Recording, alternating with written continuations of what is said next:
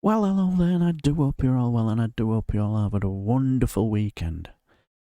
Now, everybody knows on this channel, massive fan of Nick Abbot, always enjoy listening to his Friday, Saturday shows with his soundboard, always good for a giggle and a laugh.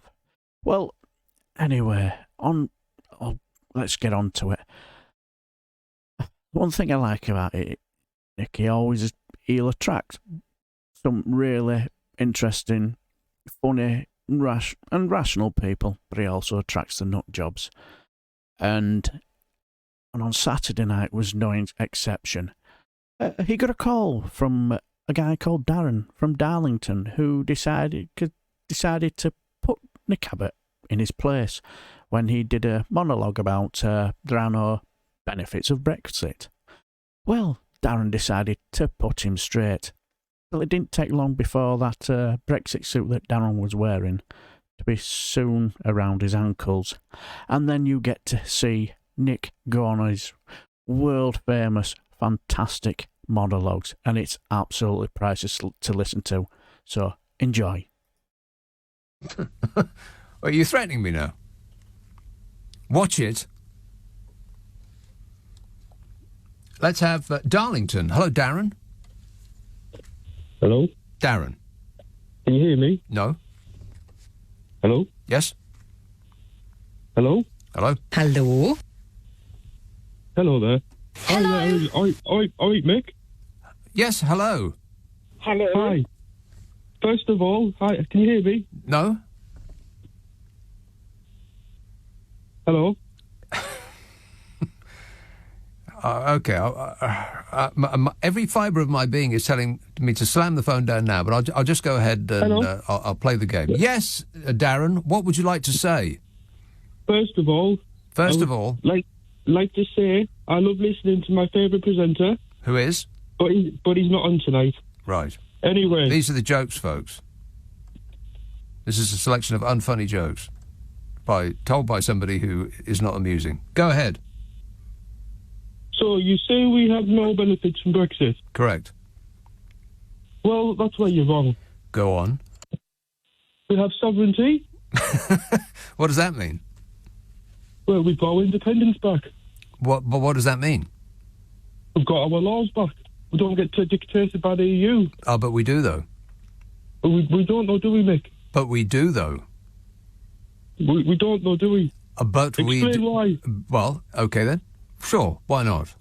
We still trade with the European Union more than any other trading bloc. So, in order to trade with them, we have to match their standards to ours.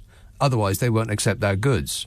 So, we are now in a position of having to obey their rules without having a seat at the table when those rules are decided. Yeah, but David Cameron tried to get us a deal, but he couldn't, could he? I don't know, Darren. Is this a parody call? I find it very difficult to tell these days. I tell you what, right? What about Labour, right? We had a choice between Jeremy Corbyn, Colonel Corbyn and the Communists, or Boris. Yeah. And to be honest, Boris seems like, he's a man with integrity. Yeah, he's doing his best. He's a respectable man. He's got a decent track record. Look, he was good mayor. And look, he's trying his best. He's done good through the pandemic, you know what I mean? Yeah. Mm-hmm. No one else could have done better. Right. So either a definite parody or a man in need of help and assistance. I really don't know anymore. I mean, I've heard so many people calling with that kind of argument. And you did notice, by the way, that he skipped away from the benefits really quickly and started with the whataboutery. We've got our sovereignty back. It's utterly meaningless, as though we are commanding the world from this little corner that we've claimed for our own. Our sovereignty, like Britannia still rules the waves. There's no such thing as sovereignty anymore. You want to trade with somebody, you've got to negotiate the deals of doing that. And we are in a weak position now compared to practically every other place on Earth, because pretty much every other place on Earth is grouping together in gangs. That's what they're doing. It's not just the EU. There's gangs, there's trading gangs all over the world. The whole world is being carved up. And we are, by contrast, the little kid in the playground. We've just left a gang. And now any bully that roams the playground is seeing us as easy pickings. Sovereignty. I mean, that is the sort of amorphous argument. It's like a cloud of mist. The harder you look at it, the more it just disappears. There's nothing to it. There's nothing there. Sovereignty. What on earth does that mean? We make our own laws. I mean, he hung up quick enough that I couldn't actually ask him which laws he was glad to be rid of. I know what he'd say. All of them, he'd say. And he'd say all of them because he has no idea about which laws he would want rid of. And we haven't changed any laws. Everything's got worse. Every country in the world trades the most with their closest neighbour. It's just simple geography, baby. And we, alone on Earth, have decided to leave the biggest trading bloc near us. There's no other country that's stupid enough to have done that. It's just us. Only us. Every other country in the world is going in the opposite direction. Because that's where the money lies, honey. But we've backed off that. And you have to ask yourself, why? Why did the people who persuaded us to leave against our own interests walk down that road in the first place? What was in it for them? I mean, have you ever stopped and thought about that? I mean, they weren't poor.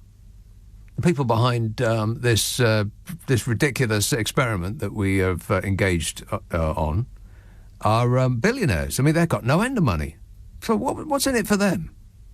What's interesting to a billionaire? More money. Less taxes. It seems to be the only thing that they're actually interested in. The only thing that gets them up in the morning. More money, less taxes. And when they start going on about, well, we want a low-regulation, low-tax economy, then you should have warning bells ringing in your mind. Warning! Warning! That only benefits the rich, the super rich. Low taxes. That means low government, low government spending. And who benefits from low government spending? Those that have the least. The super rich, they don't care about the diminution of the various bodies of the estate because they don't rely on any of that. They don't rely on the NHS. They've got private health insurance. They don't even rely on the police much. I mean, they've got private security. They've got private everything. They've got private roads. They live behind walls. They got private bank accounts on private islands. Their interests are not aligned with ours. And yet, we've been persuaded to go down this route to benefit them, to benefit hedge funders and, people of that ilk who made billions and billions of pounds from our economy tanking which it did immediately after the result of the referendum. No end of money they've made. All of us, we've got poorer. And they managed to persuade us to do it because of what that bloke just said. Some sort of mystical idea of sovereignty, like we were going to reclaim our place in the world and the map was going to turn pink.